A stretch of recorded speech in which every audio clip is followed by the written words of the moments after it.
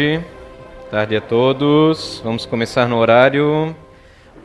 Então, gente, vamos dar... Nossa, como tá alto. Vamos dar... Vou falar mais baixinho. Eu falo alto demais. Vamos dar continuidade ao tema de animismo, tá? Eu vou abrir para perguntas para vocês, mas vou fazer uns 10 minutinhos antes, só de uma passada de novo, para vocês lembrarem, tá? Então, o animismo vem de ânima, quer dizer alma. Quando a gente fala de alma no espiritismo, quer dizer um espírito encarnado. Então, são capacidades extrafísicas que uma pessoa encarnada possui. Não consigo falar baixo. Bora, arruma teu som aí.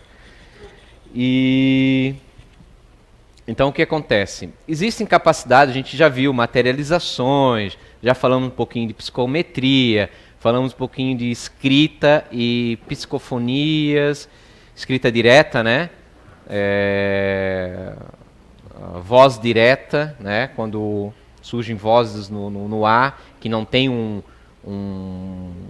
uma garganta, uma boca materializada, simplesmente é um som no ar.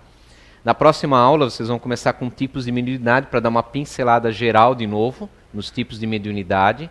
Então hoje eu quero fechar essa parte de animismo. O animismo é uma coisa que foi estudada antes do espiritismo já. Teve um norte-americano, Joseph, como é que é o sobrenome do nosso amigo? Roden. Ele elaborou uma teoria que as coisas teriam energias.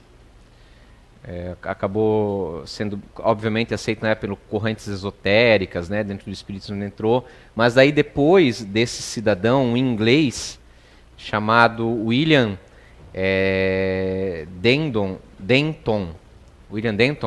também escreveu um livro chamado A Alma das Coisas, e onde ele, através da esposa e da irmã, que ele percebeu que tinham psicometria. Psicometria é uma capacidade que a pessoa tem de pegar um objeto e dizer coisas sobre o possuidor daquele objeto. Ou sobre ou acontecimentos que aconteceram. Acontecimentos que aconteceram é bom, né? Acontecimentos que aconteceram em volta desse objeto. É bom, né? É bom que a gente percebe e ainda tira sarro. E... a esposa dele é muito interessante, ele era um arqueólogo, se não me fala a memória. Ele deu um fóssil de osso de um dinossauro para a esposa, e ela descreveu o animal antes dos estudos falarem as características daquele animal no fóssil. Né? Falou que é parecido com um elefante, tal, e se confirmou verídico aquilo. Então, o próprio Ernesto Bosano, aquele italiano que a gente já comentou bastante, tem um livro também só de psicometria, de estudos, de casos, que ele catalogou de psicometria, de novo, aquele italiano estudioso, não, que ele narra vários acontecimentos de psicometras que pegam minerais. Nos Estados Unidos, vocês vão encontrar na Discovery a polícia trabalhando às vezes junto com psicometras, pessoas que desapareceram, que eles pegam a roupa da pessoa e visualizam onde estaria essa pessoa. Assim como o médium tem vários níveis de ostensividade, a mediunidade que ele possui, a psicometria também. Não é todo mundo, todo psicometra que pega, essa caneta tinha, tal. Não, né? Como vocês viram a telepatia, lembram? Que não é aquela coisa fantasiosa, fabulosa. Alguns vão ter, a pessoa estava muito triste. Foi a impressão que ele conseguiu captar através daquele objeto, que é um elo de ligação, né? É uma energia ali. Se a pessoa era muito apegada àquele objeto, facilita para ele ter contato. Se era um objeto que a pessoa não dava bola, uma caneta que usou ali até acabar a tinta, ele não vai captar nada. Tem um porquê, né, da pessoa captar aquilo. Né? Geralmente tem que ser alguma coisa de um uso pessoal para facilitar. Por isso que muitas vezes vocês vão ver na Discovery, nesses casos, roupas pessoais, né?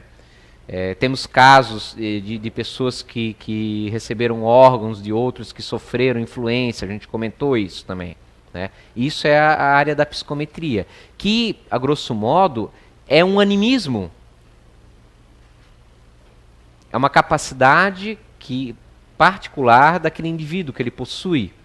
Como a clarividência, pessoas que têm clarividência, não é propriamente a mediunidade no sentido rotulado, que tem um espírito que está se manifestando. Não há uma incorporação ali.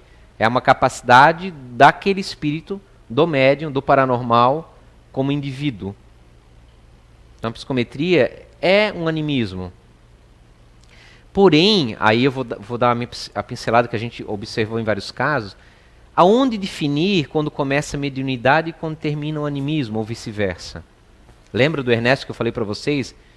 O animismo explica o espiritismo explica o animismo. Onde começa um e começa outro.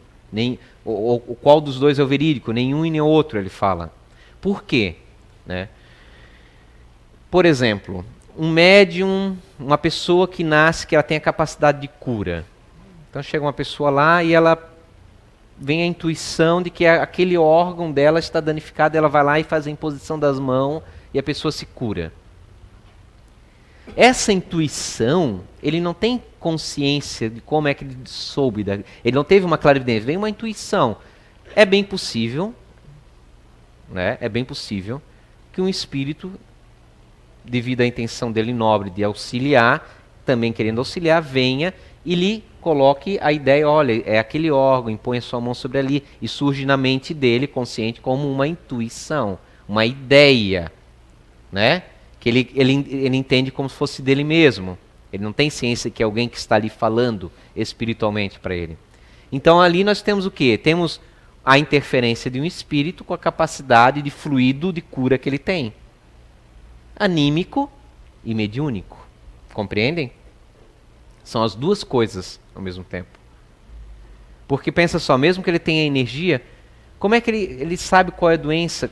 Aonde ele deve direcionar, aonde aquela energia deve entrar no centro de força e até aquela célula danificada para curar. Ele não tem consciência disso. Ele tem um fluido próprio, que ele nasceu com aquilo, que é expansível e que provoca uma vitalidade com isso, um restabelecimento da saúde da pessoa. Mas o processo de usar isso é como você ter um arsenal de remédios, mas você não sabe qual é o remédio apropriado para aquela pessoa. Aí entra o que? A questão mediúnica, no meu ponto de vista. Espíritos, né? Falanges de médicos, vamos dizer, espirituais, que vêm e vão usar aquela energia e direcioná-lo, talvez até amplificar, porque eles podem fazer isso. A natureza tem energia. Lembra que eu falei de homeopatia? A homeopatia é uma energia, é uma assinatura vibracional de uma determinada planta. O que custa, então, pense só, de um espírito pegar diretamente aquela energia, que para eles é uma coisa palpável, pegar e, junto com aquele ectoplasmia do médium, gerar um remédio adequado para aquela pessoa que está ali. É assim que eles fazem. No livro de André Luiz, tem vários casos que, durante o repouso físico, eles, em desdobramento, pegam a pessoa que está acamada, levam, é um caso específico que leva até a beira do mar, com o iodo, com as energias que tem ali presentes, juntamente com a do médium, eles elaboram um remédio salutar para aquela pessoa. Foge um pouco, se torna um pouco mais plausível a esse tipo de situação. Então, animismo e espiritismo sempre andam juntas. Mesmo numa comunicação mediúnica, vocês vão ver com o Alexandre, nós temos três, a grosso modo, muitas, mas para estudo, três tipos. O médium inconsciente, o semiconsciente e o totalmente consciente. E aí, no inconsciente, realmente o animismo está bem reduzido, porque ele está ausente, né? Conscientemente falando. Então, o espírito consegue transmitir, ainda mais se for mecânico, mas sempre pelo arcabouço do médico, tem essa influência, a mensagem, mas num semiconsciente. E num consciente, que é o intuitivo que a gente fala, que vai vindo as ideias e ele vai passando para o papel. Há uma misturança muito grande das ideias dele com a do espírito. E aí, por isso que a gente costuma falar que vocês não devem, numa psicografia, se tiver um erro, desconsiderá-la totalmente. Tem que se analisar antes de fazer isso. Porque pode ter as influências, se o médium ainda for semiconsciente ou intuitivo, a influência dele. Existem livros de um espírito oriental chamado Ramatiz, muito famoso umas décadas atrás. Né? E eu gostava de filosofia oriental, gostava de ler os livros dele. Mas algumas passagens você vê que não é o espírito que fala ali, mas sim o médium, que era o Hercílio Mais. O espírito, claro, por ser oriental, ele era vegetariano, mas o Hercílio Mais também era, mas ele era um radical. Então, algumas passagens, aquele espírito afável, já havia comentado com vocês do Ramatiz, se mostra muito intolerante com quem come carne. Então você vê que não bate, é assim que você analisa, não bate a forma de expressar num determinado momento com outro. É como, particularmente, em minha opinião, não me bate aquela imagem bíblica de Jesus dando pontapé nos vendedores dentro do templo e expulsando no dia do sabá. Não bate com aquele que falou para mim, no meu ponto de vista, dai a outra face. Né? Para mim aquilo é alguma inserção, algum erro, ou a história, né, que passa de boca a outra, né, não me bate com a personalidade que eu vejo nos outros textos, mas é uma interpretação minha. Mas serve de exemplo o quê? Para vocês verem como é que é uma análise. Análise não é o que tem o nome da pessoa ali, mas sim porque há uma assinatura ali, né, na escrita, todos nós temos, né, da forma de se expressar, de como se comporta no escrever, nas ideias que transmite. Então, o animismo ali, ó, está muito juntos. Existe gente que fala assim que hoje ainda se encontra, eu às vezes encontro textos na internet, que o animismo deve ser combatido pelo médium. Confundem, não entenderam o que é animismo. Dão até exemplos que a pessoa, o animismo, o médium acaba abrindo vazão para espíritos que queiram enganar os outros. Isso não tem nada a ver com animismo, isso não é animismo. Aí nós estamos falando de espíritos mistificadores que querem enganar, que fazem parte de uma comunicação, num trabalho de mesa mediúnica, que cabe às pessoas que estão envolvidas, encarnadas, aprimorarem um bom senso, esse tipo de análise, para identificar uma coisa da outra. Não é animismo. Um médium que engana uma comunicação não é um problema anímico, é um problema de mistificação. Ele está enganando, ou ele está equivocado, ou está com algum problema de esquizofrenia, alguma coisa nesse sentido. Isso é uma coisa. Não existe combater animismo no médium. O animismo é uma coisa natural, é a própria pessoa, é o próprio arcabouço dela. E ele poderá em algum momento, porque entra num transe mediúnico, a pessoa está não é só que ela está dormindo, não, é uma coisa muito mais complexa o transe mediúnico. E nesse transe, se ela possui problemas no seu arcabouço ali, seja na vida presente, na vida passada, pode manifestar, lembrar, como num sonho. Não tem um pesadelo que você tem hora que sabe que está sonhando e tem hora que você... Não, eu sei que estou sonhando, mas chega a ler um malfeitor no sonho e você age como se fosse real. É uma coisa confusa na tua mente. Tem hora que você percebe que isso não é real, mas tem hora que você sente medo, sente paixão, sente rancor, sente apreensão, como se fosse real, como se fosse um duplo de você. Parece que você está nesse... É mais ou menos isso durante o transe mediúnico para o médium, muito mais profundo ainda. Ele pode vir à tona lembranças de uma vida passada, ter traumas. Que ser médium, vocês sabem que não tem nada a ver com moral. Moral no sentido não de regrinhas, mas no sentido de estar emocionalmente bem desenvolvido, equilibrado, nesse sentido, né?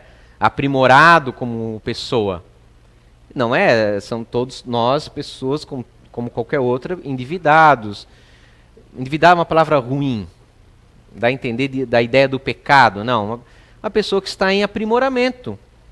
É só uma ferramenta a mais. E aí, em certos centros espíritas, a pessoa não pode, se faz todo um fuzuê como eles quisessem enganar. Isso não é mistificação. A pessoa que está nesse estado ela está inconsciente, está num transe, está botando para fora suas sombras, seus problemas. Cabe ao doutrinador conversar com a pessoa naquele estado como conversaria com o espírito, no mesmo estado perturbatório. Só o espírito está sem corpo, e ali, na verdade, é o espírito do médium, que precisa também de auxílio. Os psicólogos de regressão de vidas passadas não fazem isso? A pessoa está ali, está num transe hipnótico, num transe em que ela recobre, e ele vai conversando com aquele ego, com aquelas lembranças, e vai tratando a pessoa dentro daquilo. É a mesma coisa. Então, o animismo não é mistificação. Isso precisa deixar bem claro. É algo normal, natural. Não há como você trabalhar com mediunidade sem defrontar o animismo do médium. Claro que, com o tempo, o próprio Divaldo fala, eu vou ia numa festa de casamento, ficava mais alegre que a noiva. Ia num velório e chorava mais que a viúva. Aos poucos, com a experiência, com a autopercepção do que são as tuas emoções, do que é além do que é o teu normal, você vai percebendo que isso não é meu, você vai sentir, o médium sente, está aberto. É como uma pele sensível, né? A pessoa passa o dedo aqui, ai, depois você vai se acostumando, mas você continua a sentir que alguém está passando o dedo na ferida. Mas você aprende a controlar esses impulsos, né? Que tem ali. O médium vai aprendendo a controlar, a lidar com essas percepções, essas sensações. Não é? Então, esse é o ponto do animismo, tá? Tem vários casos. Eu vou passar um videozinho, acho que é uns 10 minutinhos, para vocês terem ideia do que são capacidades anímicas. É um cidadão. Uma vez eu li, existia o Chiquinho das Abelhas, lá no estado de São Paulo, não lembro qual é a cidade. Esse menino, agora olhando a foto, me lembrando, eu acho que ele tinha até Down, tá? Eu acho que ele tinha Down, mas ele tinha uma capacidade anímica fabulosa. Ele controlava abelhas. Então ele chegava numa colmeia, ele pensava as abelhas, ficavam tudo só no braço aqui. Aí eles pediam para ir para o outro braço, ele ficava outro braço, elas iam se locomoviam para o outro braço, ficava só naquele braço. Então, e a gente escutando assim parece uma coisa muito história da carochinha, né? Mas existem pessoas que têm, é uma questão magnética nesse ponto. Nós vamos ver um caso desse. Só que é um japonês, se não me falha a memória, em que treinando, né, determinadas técnicas, como a gente não tem a técnica do passe, treinando a mente dele, obviamente que deve ter essa capacidade também inata nele, porque muitos treinam e não conseguem, né? Vocês vão ver algumas técnicas dele conseguir fazer adormecer animais. É muito interessante. São capacidades anímicas, nesse caso. Deixa eu ligar aqui. Pode tocar, Fabrício Lota. Los Angeles, Estados Unidos. O mestre dos animais. Provavelmente vai ter aquele marketing americano, os seres né? humanos controlam os animais pela domesticação. Mas a alegação do japonês Mestre in Chi, Kanzawa Sensei, é a mais bizarra que eu já ouvi. Ele diz que pode controlar qualquer animal apenas com o poder de sua mente. Eu troco energia com os animais e então eles dormem. Será que ele possui um controle sobre-humano da mente? É o que a gente vai descobrir. Kanzawa Sensei, o mestre dos animais. Praticantes de artes marciais já mostraram possuir uma energia incrível usando como escudo uma energia chamada Chi. Mas Kanzawa Sensei alega que existe outro tipo de Chi, que ele usa para controlar os animais. Uma vez, no meio da noite, eu dormia profundamente. E, de repente, eu senti uma onda de choque. Uma vibração por todo o meu corpo.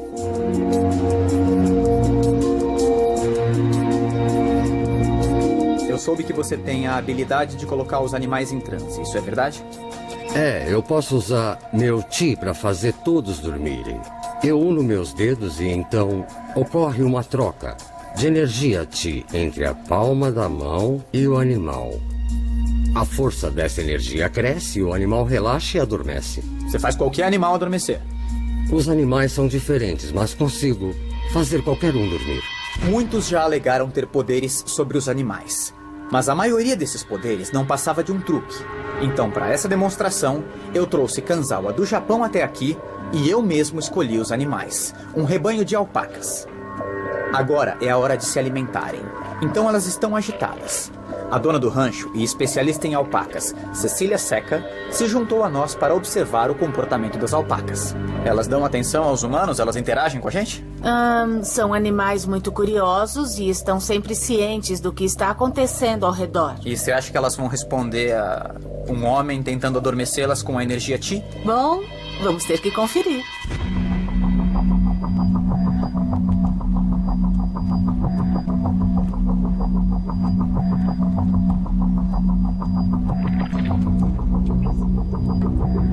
Parece maluquice, mas Kanzawa Sensei é um homem sério.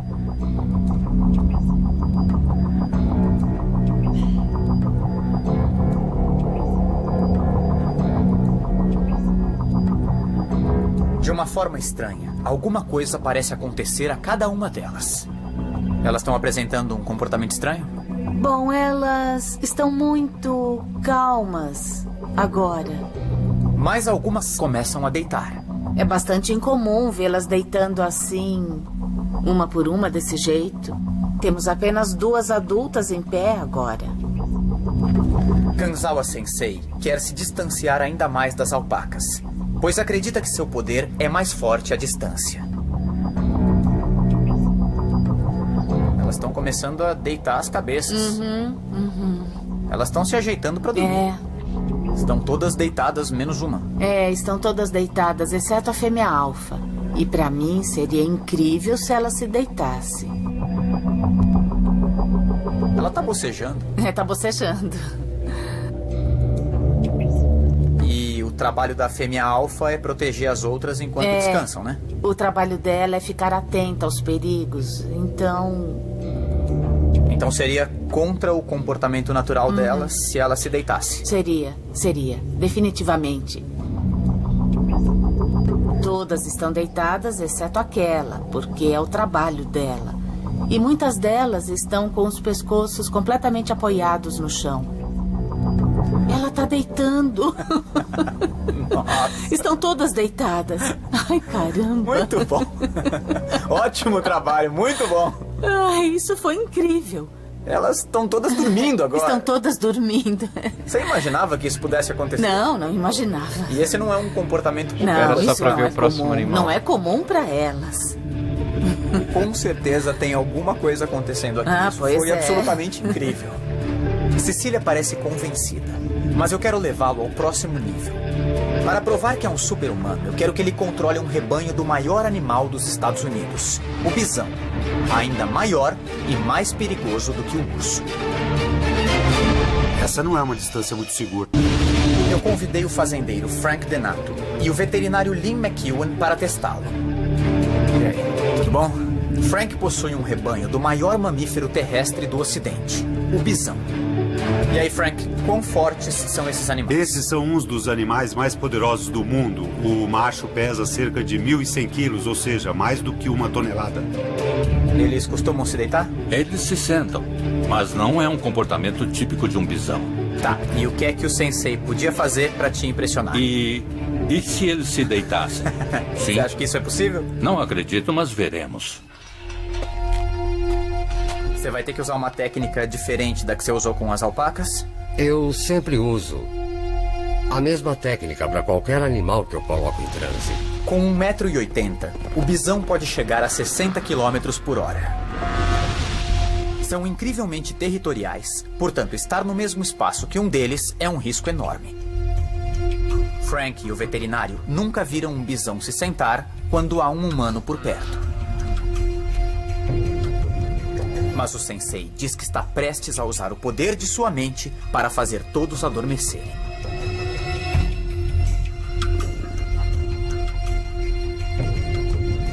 Um já está se deitando.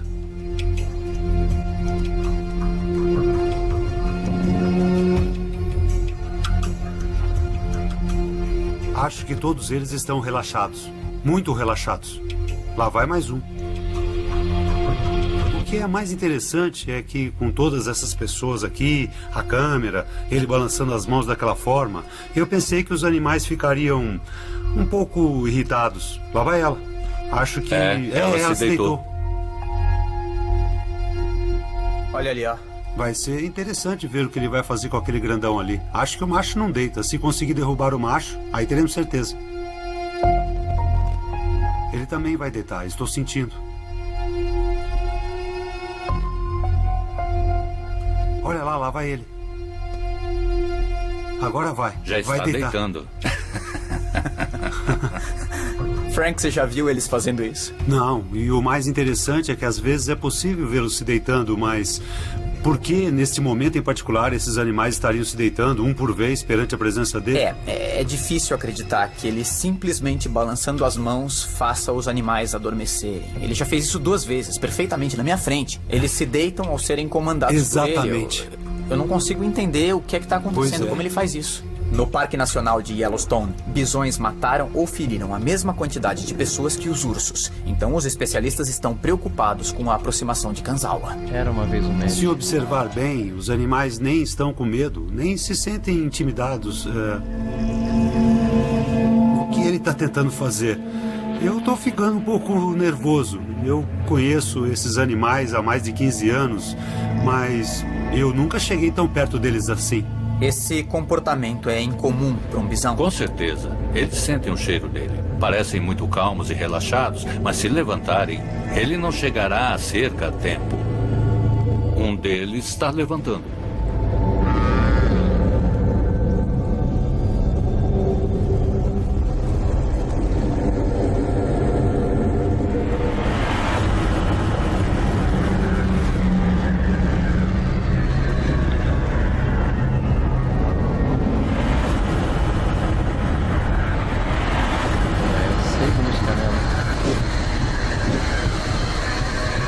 Essa não é uma distância muito segura.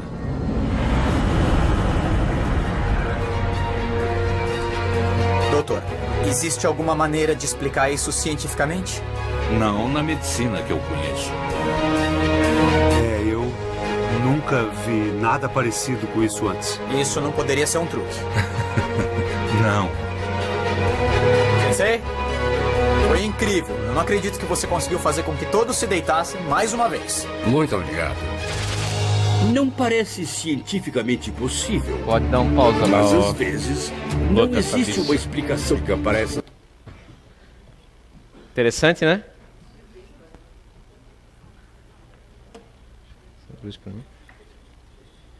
Então assim, ó, por exemplo, é uma capacidade anímica isso ali. Ele tem essa capacidade, como eu falei desse exemplo do menino, né? Lá em São Paulo. E a psicometria, outra capacidade anímica. Então o animismo, ele está muito presente no nosso cotidiano espírita. Faz parte do dia a dia dentro da mediunidade. Inclusive ela é catalogada como um dos tipos de mediunidade. Psicometria, né? Clarividência. Porque onde começa uma e termina outra? Não dá para você ser exato. Claro, que aí você pode tentar fazer uma separação para estudo. O seguinte, quando tem de fato um espírito percebível presente, você pode catalogar como mediunidade. Quando não o tem, você cataloga como uma questão anímica, né? Uma clarividência, né? Mas mesmo assim, por exemplo, o Andrew Jackson Davis, anterior a Kardec, foi um médium norte-americano, que tinha clarividência de enxergar os órgãos internos dos corpos e dizer onde estava doente. Ele olhava e tinha. Só que para isso, ele entrava em transe mediúnico.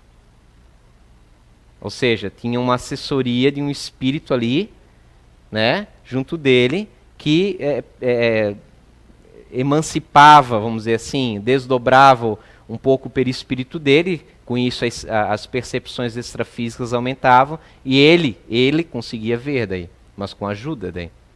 Né? Quando ele começou, ele não foi de uma forma natural.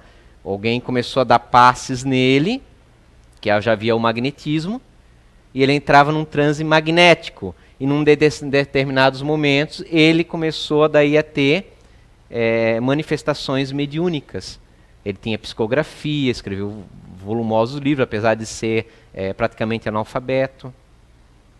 Né, para a época, sem qualquer tipo de estudo, obras filosóficas, que não era dele, daí era mediúnico, era um espírito que escrevia através dele. Né. Perguntas? Ninguém? Esquecemos de ver, né?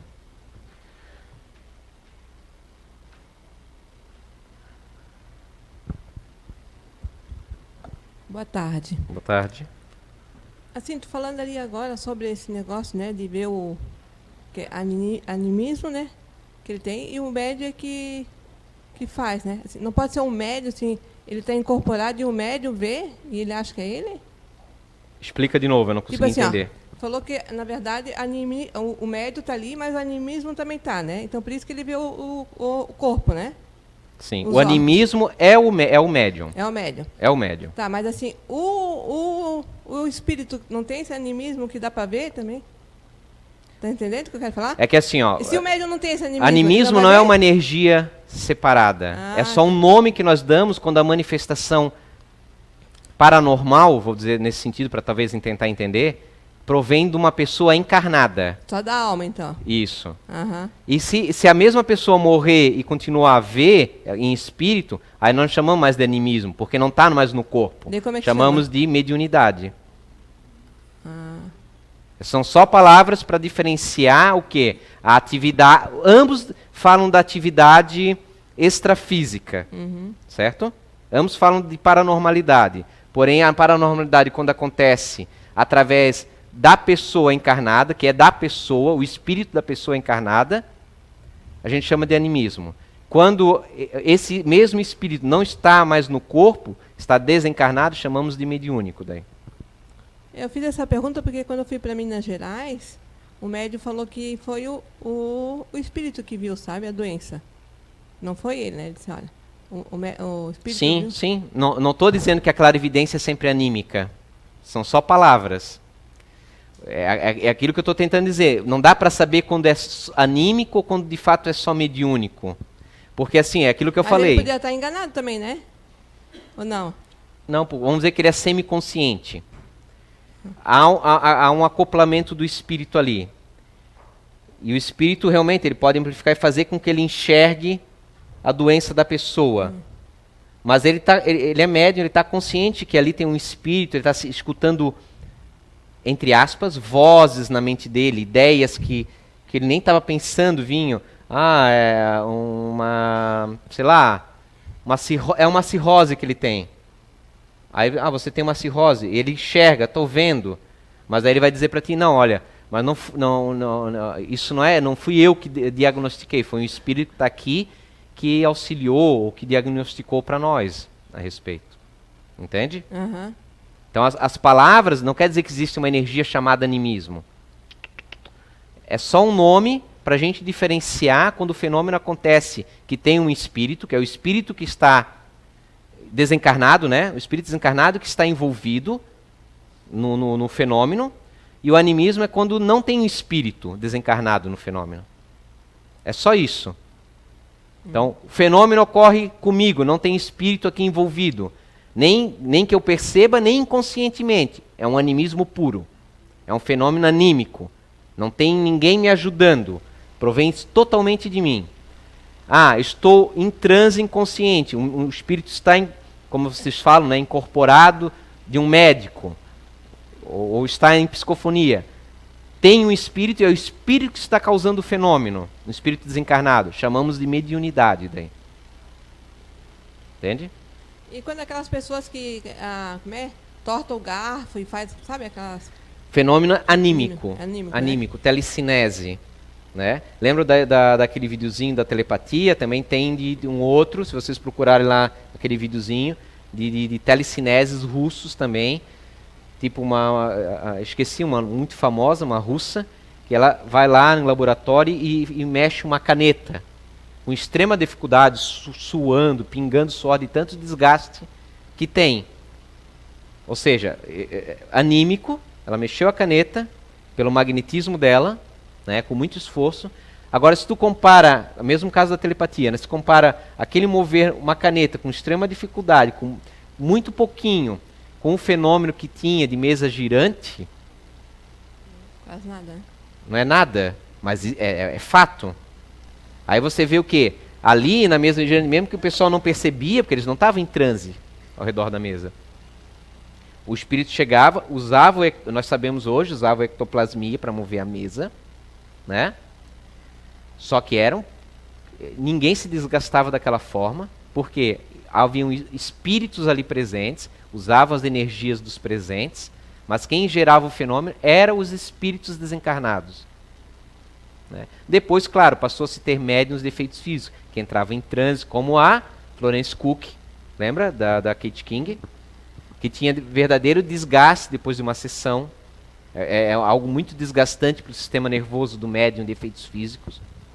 Não é uma coisa... Lembra que ela adoeceu quando o rapaz lá agarrou a materialização, que não estava preparada para esse tipo de situação? Né? Então, assim,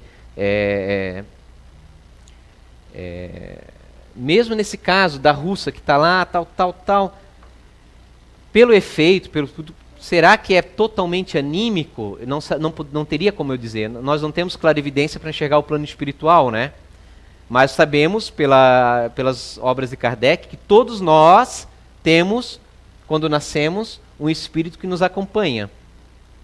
Na projeciologia, que é aquele negócio de técnicas para se desdobrar, corpo astral, para sair, muito famoso ficou com o Valdo Vieira, que escreveu alguns livros de psicografia com Chico Xavier, depois montou a conscienciologia, a projeciologia, um estudo de técnicas. Todos não, mas grande parte desses que projetam, ou seja, uma questão anímica, eu sento aqui, começo a meditar, tenho uma técnica, e de repente me desdobro, enxergo o meu corpo, enxergo, sabe? Mas todos os grandes relatos falam que eles, se não veem, percebem que tem alguém com eles lhe auxiliando. Que eles denominaram, daí como não anjo da guarda, para não ficar na terminologia católica, nem como um guia espiritual, para não ficar na terminologia espírita, para diferenciar, chamaram de amparadores essas entidades, que são espíritos. Né? São os guias, são os que nós costumamos chamar geralmente. Então, assim, até que ponto, de fato, eu pergunto daí, é totalmente anímico o desdobramento também? Será que porque nós temos no André Luiz, que às vezes eles chegam lá, eles dão passes, ou no Manuel Filomeno de Miranda, nas obras psicografadas por Divaldo Pereira Franco, dão passes, uma determinada técnica que a pessoa está dormindo e desdobra o perispírito, ou seja, se desloca o espírito e a pessoa sai consciente ali do corpo para o plano espiritual. Ou seja, se ali há esse relato falando sobre isso, o que não dirá se talvez o espírito está ali junto, está vendo o esforço da pessoa que quer fazer um desdobramento, que ele não faça também essas técnicas para auxiliar ela a se desdobrar. Até que ponto de fato então é anímico, que é 100% só do esforço da pessoa? Será que não tem inconscientemente, ou sem a pessoa perceber, alguém ali junto, né, que está auxiliando, né, nesse tipo de fenômeno? Se eles próprios dizem que percebem que tem alguém nos guiando aqui, nos protegendo em determinado... Lembra exatamente os relatos mediúnicos de médiuns de desdobramento no Espiritismo. Que saem, vão junto com falanges, vão para determinadas regiões auxiliar um espírito sofredor ali, não vê ninguém, está com medo, mas escuta uma voz interior falando, vai, não se preocupe, estamos com você. Então, por isso que eu concordo plenamente e compreenda hoje, quando o Ernesto Bozano fala, não é nem animismo nem espiritismo a solução. Há casos que a mediunidade explica, casos que o animismo explica, e há casos, obviamente, que os dois em conjunto são a realidade. É nesse ponto, não sei se me fiz entender.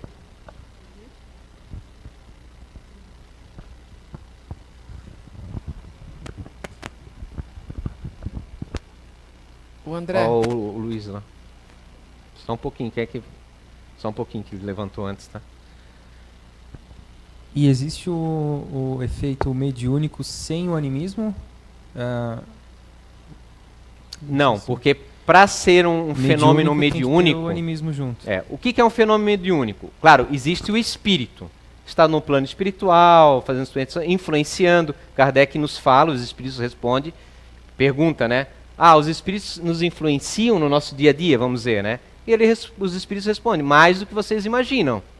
Então, no nosso cotidiano, nós estamos sendo sempre influenciados de forma espiritual. Isso não estou dizendo que nós somos fantoches. É uma influência tipo conselho bom e conselho ruim. Depende a natureza momentânea daquele espírito, né? O estado moral que aquele espírito se encontra. Se nós vamos aceitar, vai depender do que a gente também tem dentro de nós, né? Então, o fenômeno mediúnico, para acontecer, ou seja, para ele ser uma manifestação no plano físico, porque é isso um fenômeno mediúnico, onde pessoas que estão na carne podem ver o fenômeno, ele precisa de um médium sempre. Direta ou indiretamente. O que eu quero dizer com isso? Não necessariamente tem que ser o médium incorporado. Mas, por exemplo, as famosas casas mal-assombradas. O que o espírito, que não tem nenhum médium ali, mas o que ele precisa do plano físico para fazer as manifestações? Ectoplasmia. Da onde vem a ectoplasmia? Do arcabouço de alguém que tem essa capacidade, que tem esse fluido em excesso. Ou seja, de certa forma, em termo geral, um médium. Ou seja, está presente o animismo ali. É o fluido do médium. Então não tem mediunidade sem o animismo. Não tem. Num conceito abrangente não tem. Tem os dois. Para o animismo é só um efeito anímico, no caso. Quando é só anímico, não necessariamente ele tem mediúnico também. Mas mediúnico é também o animismo. Também. Porque assim, aí a gente pode tentar até aprofundar a questão. Numa materialização, como eu dei o exemplo agora, no Zé Araújo, quando tem uma psicografia que ele é inconsciente, o animismo está presente? Tá. A psicografia tem que passar pelo arcabouço do Zé Araújo. A materialização precisa de uma ectoplasmia. Mas se a gente levar em conta uma interferência do psiquismo na comunicação, aí você vai ver que esses dois casos é mínimo. A interferência da comunicação. O espírito, uma vez que ele tenha o fluido, ele vai fazer a materialização como ele bem entende, dentro dos limites que é possível para aquele determinado espírito. Se isso me faço entender. Na psicografia, por ser inconsciente, o Zé Araújo vai ter uma interferência mínima na comunicação. Porém, se o espírito não for um espírito que acompanha ele há muito tempo, ou não é um espírito que tenha, como é que eu vou usar o termo agora? Uma simpatia dá a entender que as pessoas têm que se gostar, não é isso. Uma afinidade, não é só questão energética. A energética é só um nome que a gente dá, um rótulo, para muitas variáveis que se aglutinam. Se aquele espírito não tem uma afinidade de conceitos, de ideias, de estilos de vida, e o Zé, em alguma vida passada, porque o médium precisa ter tido algum tipo de experiência, não precisa saber exatamente, pensar exatamente igual o espírito, não é isso que eu estou querendo dizer. Ele precisa ter no arcabouço dele algum material que o espírito possa olhar. Não é assim, tá, gente? Mas estou usando uma analogia. Olhar ali dentro assim e ver, isso aqui eu posso usar para tentar exprimir mais ou menos o que eu quero exprimir, o que eu quero me dar a entender. E aí, por isso que você, às vezes, por exemplo, século XVIII, XIX, quando começou o espiritismo, e aí os espíritos explicar o plano espiritual, como é que vai explicar? Não, caramba, não tinha energia elétrica, não tinha televisão, não tinha conceitos de ficção, não tinha clonagem, DNA, não tinha nada disso para explicar. Outras dimensões, física, não tinha nada. Tinha que usar o que estava ali disponível de conhecimento humano para exprimir uma coisa de outra dimensão. Ou seja, mesmo inconsciente, Isso que eu quero dizer. Precisa da parte anímica, que nada mais é que o arcabouço psíquico do médium. E aí, assim, ó, ele vai olhar ali, tá, mas não tem nada sobre dimensões. Como é que eu vou explicar isso para eles? Né? Aí ele vai lá e fala, olha, vamos dizer que nossa dimensão seria só 2D, 2 dimensões, ou seja, a gente só entende coisas do plano. Aí ele vai lá e, poxa, aqui no meu mundo tem uma bola, mas eles não sabem o que é bola, não entendem o que é uma esfera. Vou dizer, olha, no meu mundo existe algo parecido com o círculo de vocês. Só que é um círculo que sobrepõe um ao outro. Aí é o que ele consegue tentar explicar. Mas ele não pode falar que é uma bola. O que é bola? A gente vai dizer. Bola? O que é bola? O que é isso?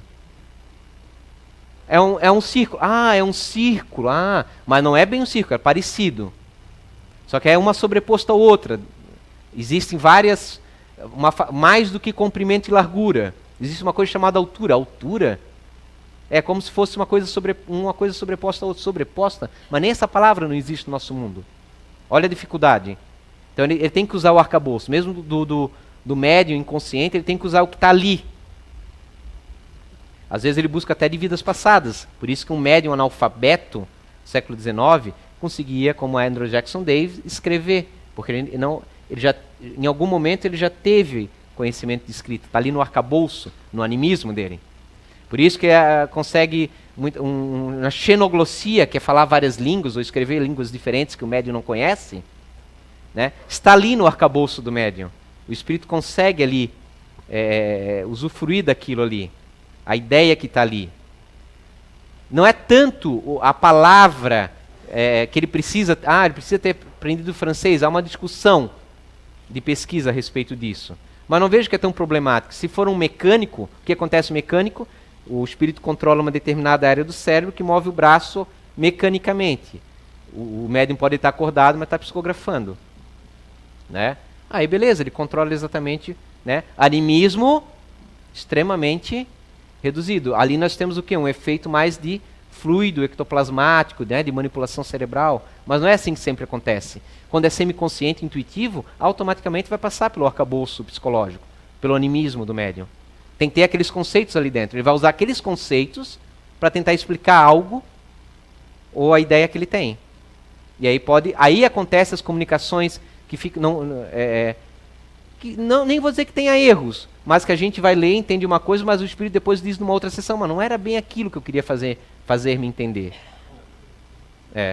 Por isso que às vezes pode 2 médiuns diferentes, do mesmo espírito, ter uma comunicações um pouco diferentes. Não necessariamente que é uma mistificação de um ou de outro. Você vai encontrar o quê? A ideia central a mesma, às vezes a forma de se manifestar, porque aquele médium tem no arcabouço dele alguma substância, algum conhecimento melhor para o espírito usar de explicação, se manifestar, expressar suas ideias. Aí às vezes acontece o quê? De um espírito, isso é afinidade. Às vezes, então por isso que acontecia às vezes um espírito aqui lá, sei lá da Inglaterra, vinha aqui psicografar pelo Zé Araújo, uma questão de afinidade. Mas afinidade não é porque ele sorriu, o Zé sorriu no plano espiritual e eles se gostaram muito, não. É toda essa conjuntura que eu estou colocando para vocês que acontece. Como às vezes tem um espírito aqui que desencarnou como brasileiro, mas vai ter uma afinidade com outro médium na Europa.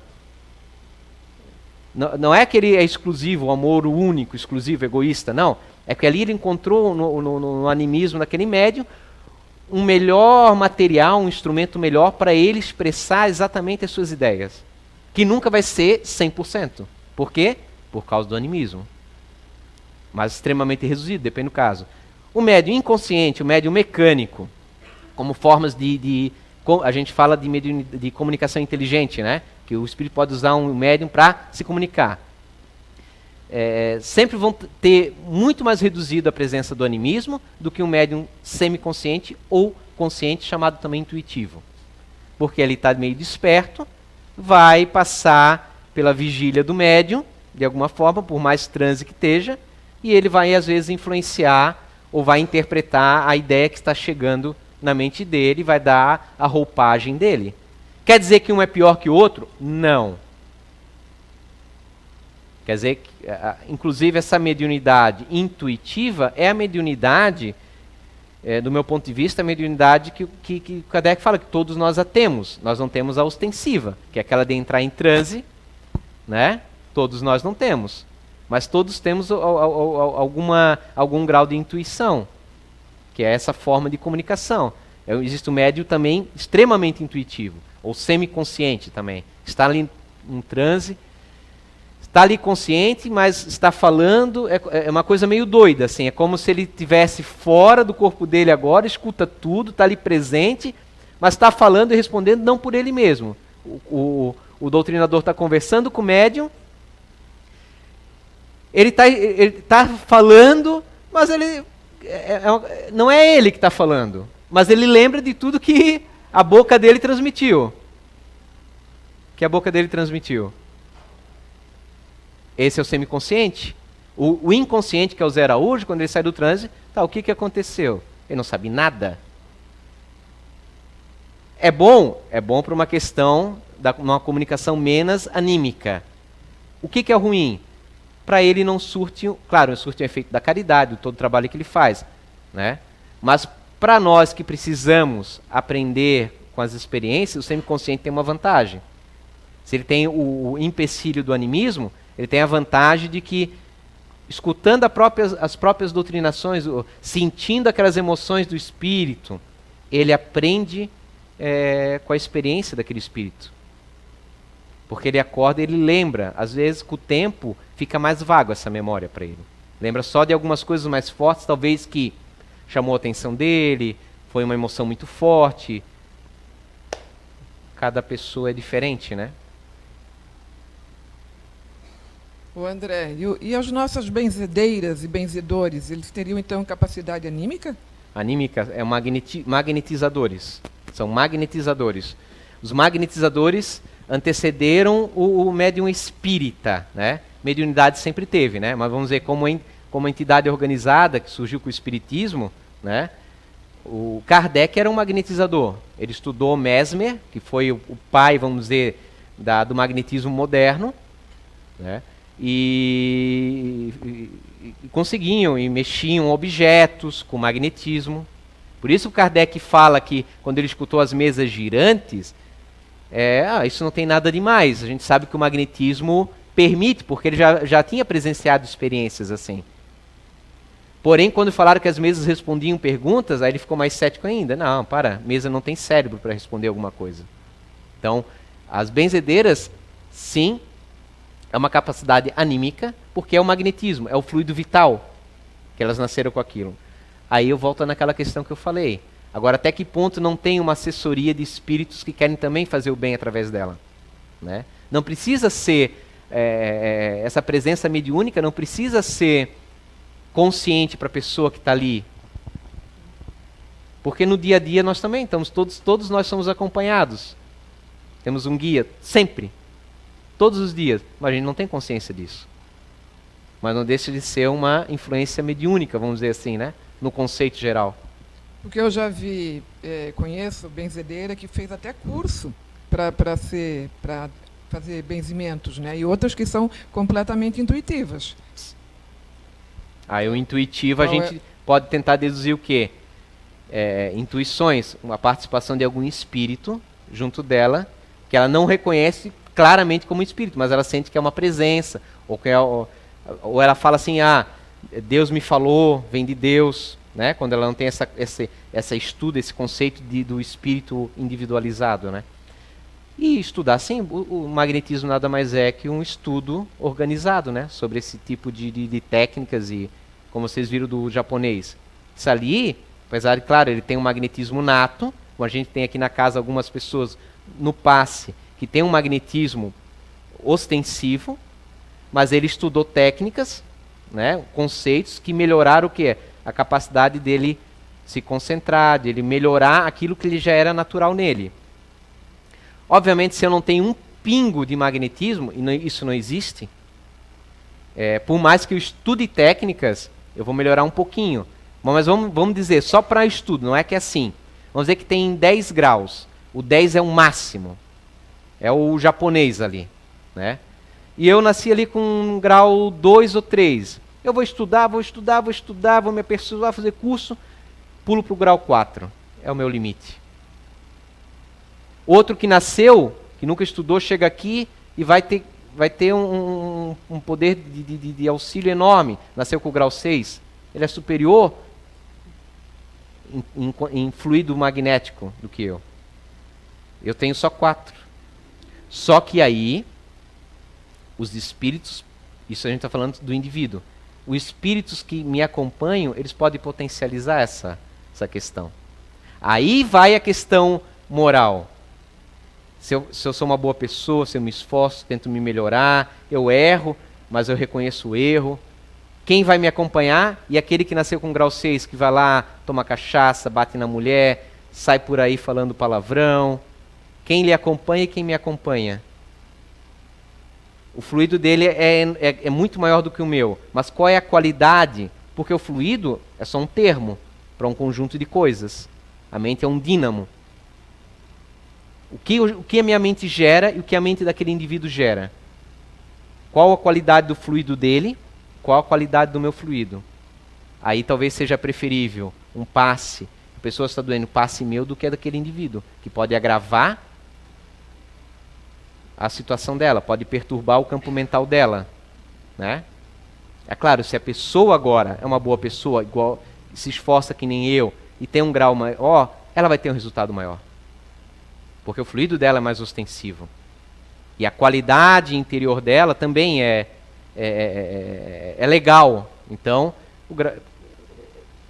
não é que seja assim, né? A coisa não é no preto e no branco. Mas só para a gente fazer essa brincadeira, essa ideia de como é que seria essa situação daí. Isso? Alguém mais? Ô André, essa experiência que você falou ali de o médium dar um passe e a pessoa conseguir, o espírito conseguir sair do corpo, né? Sim, isso é no caso do André Luiz, né? Mas isso aconteceu comigo aqui na casa. Ali eu tive certeza absoluta e consciente, assim, da continuidade da vida mesmo. Porque a dona Sandra me deu um passe num tratamento ali de segunda-feira, né?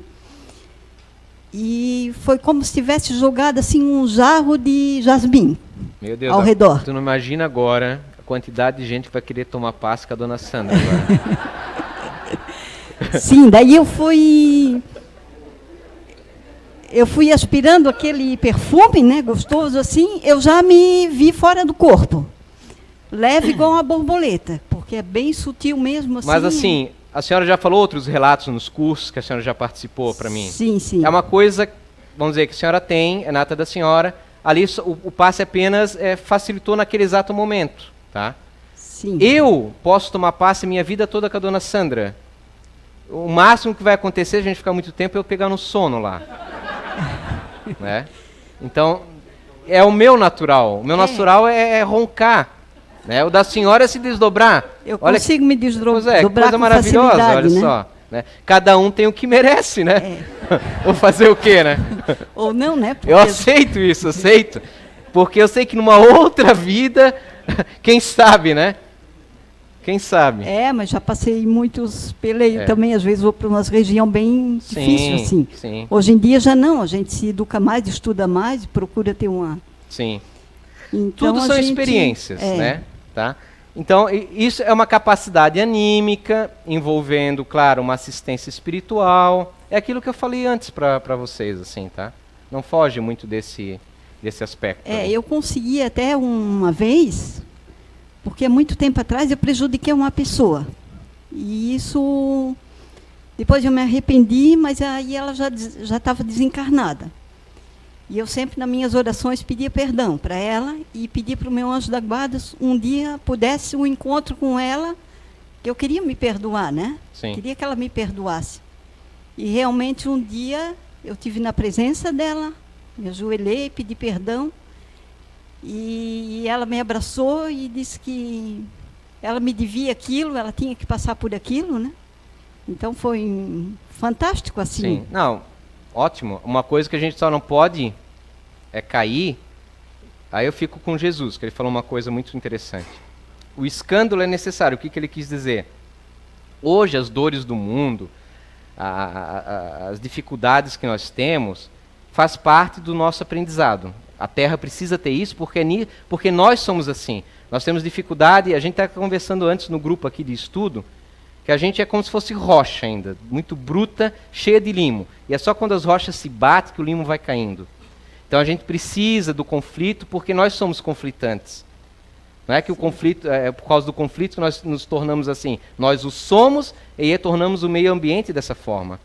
Mas ele falou, o escândalo é necessário, mas ai de quem gerar o escândalo. Ou seja, isso não pode ser justificativa, essa ideia, porque o espírita tem essa mania. Porque talvez nós temos dívidas no passado. Isso não pode ser nenhuma forma justificativa para nós fazermos as coisas não erradas, porque não existe errado, né? De uma forma com menos amor, vamos dizer assim, tá?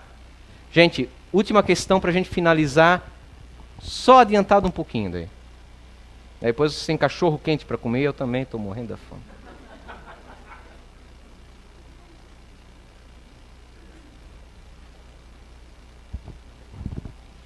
Tem um caso que ele foi publicado numa revista na época de Chico Xavier, que ele havia psicografado, feito a psicografia de um homem que tinha desaparecido e foi dado como morto. Né? E 2 anos depois, esse homem reapareceu. Isso poderia ser um caso, então, de animismo? 2 casos, podia ser. Primeiro, mesmo sendo Chico Xavier, quem sou eu para falar? Eu amo as obras do André Luiz. Acho fantástico, mas não dá para a gente dissertar agora sobre isso. Pode ser um espírito mistificador. Pode ser. Não sei a reportagem, não sei que época aconteceu isso.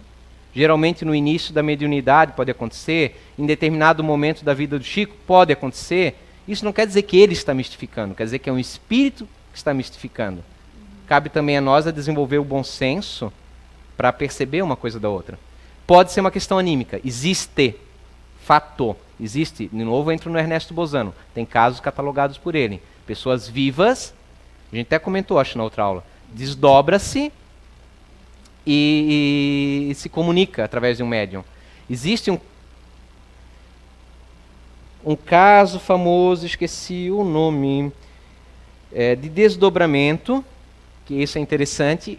A pessoa foi presa, foi botada numa solitária com camisa de força, por não poder se mexer, tal, de uma situação muito precária.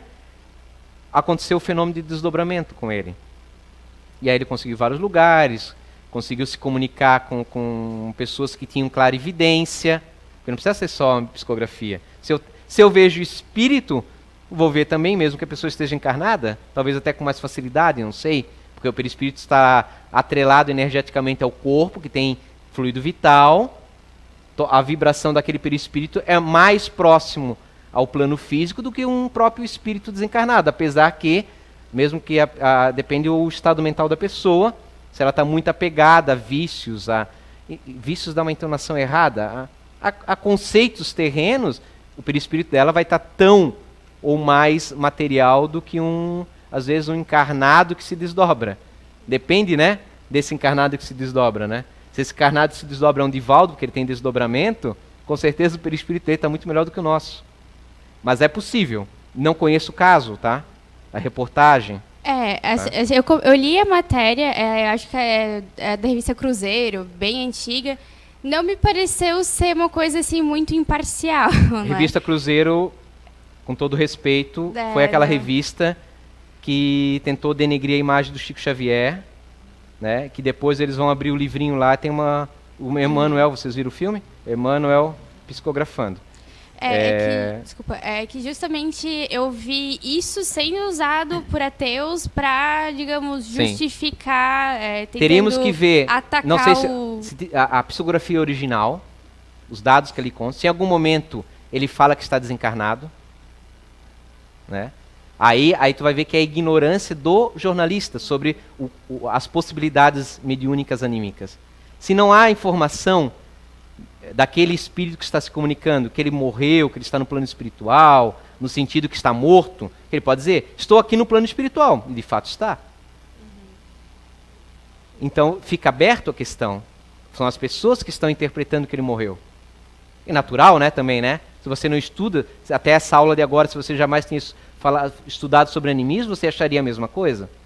A partir de agora, vocês sabem que tem essa possibilidade. Muda todo o teu conceito a respeito disso. Finalizou, Obrigada. gente? Obrigado. Próxima aula, o Alexandre vai começar tipos de mediunidade, porque nós temos pouquíssimas tempo para o final do ano, para a gente dar um up. Beleza? Bom cachorro quente para vocês.